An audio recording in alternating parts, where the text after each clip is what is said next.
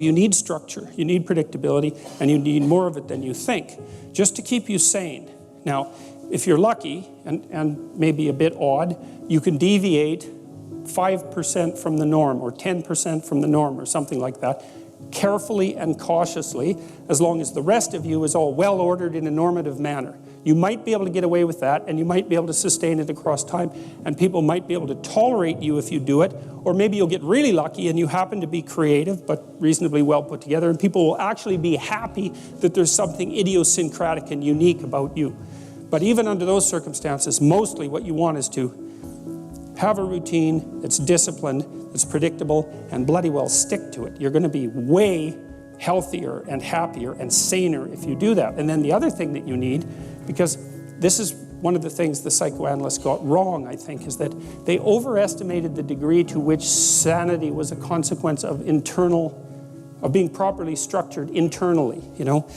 Because from the psychoanalytic point of view, you're sort of an ego, and that ego is inside you. And of course, it rests on an unconscious structure. But the purpose of psychoanalysis is to sort out that unconscious structure and the ego on top of it, and to make you a fully functioning and autonomous individual. But there's a problem with that, because the reason that you're sane as a fully functional and autonomous human being isn't because you've organized your psyche, even though that's important. The reason that you're sane, if you have a well-organized unconscious and ego, is because other people can tolerate having you around for reasonably extensive periods of time, and will cuff you across the back of the head every time you do something so stupid that people will dislike you permanently if you continue. And so what people are doing to each other all the time, just non-stop, is broadcasting sanity signals back and forth, right? It's like you smile at people if they're not only behaving properly, but behaving in a way that you would like to see them continue to behave. You frown at them if they're not, you ignore them if they're not, you shun them, you roll your eyes at them, you manifest a disgust face, you don't listen to them, you interrupt them, you won't cooperate with them, you won't compete with them. It's like you're blasting signals at other people about how to regulate their behavior so frequently, well, it just makes up all of your social interaction. That's why we face each other, and we have emotional displays on our face, and we're looking at each other's eyes, and we know as much as we can about what's going on with each other, given that we don't have immediate access to the contents of their consciousness. And so partly what you're doing with your routine is establishing yourself as a credible, reliable, trustworthy, potentially interesting human being who isn't going to do anything too erratic at any moment. And everyone else is around there tapping you into shape, making sure that that's exactly what you are. And that's how you stay sane. And so what happens to people too, if they don't have a routine and they get isolated, is they start to drift. And they drift badly, because the world is too complicated for you to keep it organized all by yourself. You just cannot do it. So we outsource the problem of sanity.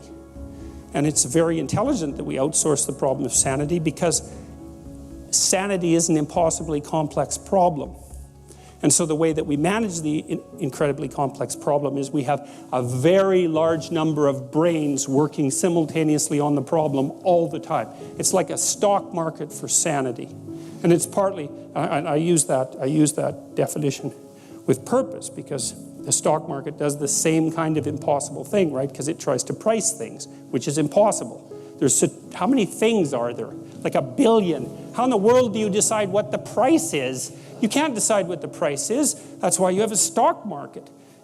Well, in a free market, I mean for consumer goods, is everyone's voting on what the price of everything is all the time. And that's the way we figure it out, because it's technically impossible. That's partly why the stock market explodes now and then, and there's bubbles and all that sort of thing. But anyways, the point is, things are chaotic. In Alice in Wonderland, when Alice goes down the rabbit hole, that's the underworld, right? So now she's gone into the substructure of being. And she meets the Red Queen. And the Red Queen is Mother Nature. And Mother Nature is running around yelling, "Off with their heads, off with their heads," which is, of course, what Mother Nature does. And she tells Alice, "In my kingdom, you have to run as fast as you can just to stay in the same place." And that's exactly right. And that's a description of, in fact, evolutionary biologists, psychologists have picked up on that phrase. They call it the Red Queen problem. And the Red Queen problem is, Everything's after you all the time, and you're not smart enough to do anything about it, or enough about it. And so that's a permanent existential problem. So how do you deal with that? You've got a biological structure, so your embodiment is part of the solution to the problem. And then you're enculturated. And because you're enculturated, you're taught a lot of things that you need to know, but mostly what you're taught is how to communicate with other people in an acceptable manner. And then once you can communicate with people in an acceptable manner, then you can outsource your problems constantly, which you're doing constantly. And so we're in this continual dynamic exchange of problem solving. So if you're a socialized person, that's what you get access to.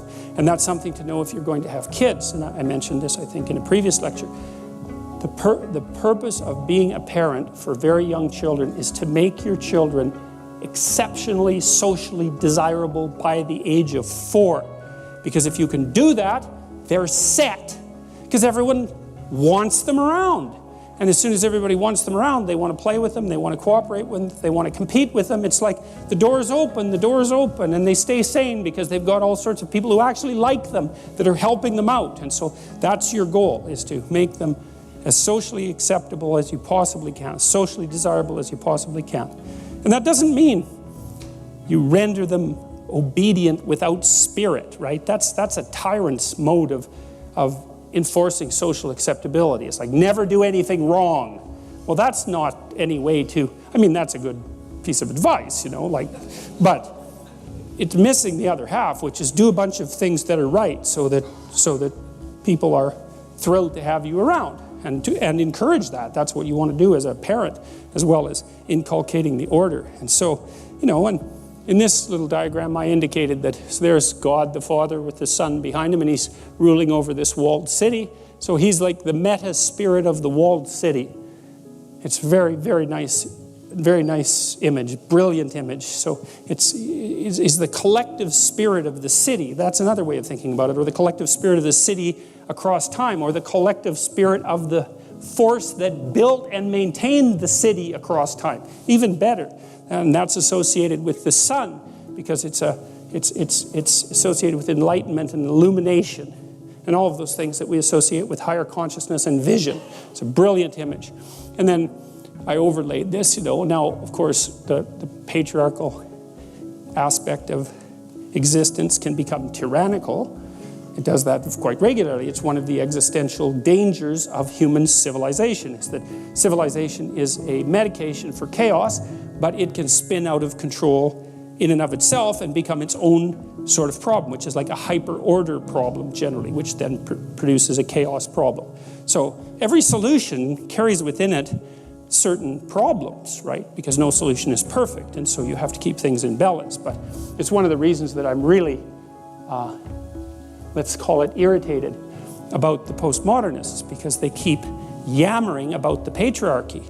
And it's very, very annoying because it's self-evident that social structures are tyrannical. It's like, that's not news, folks. That's obvious. But that's not all they are. And it's the reduction of the entire complex solution, let's say, to a unidimensional problem. It's just tyranny. It's like, no, actually, it's not just tyranny.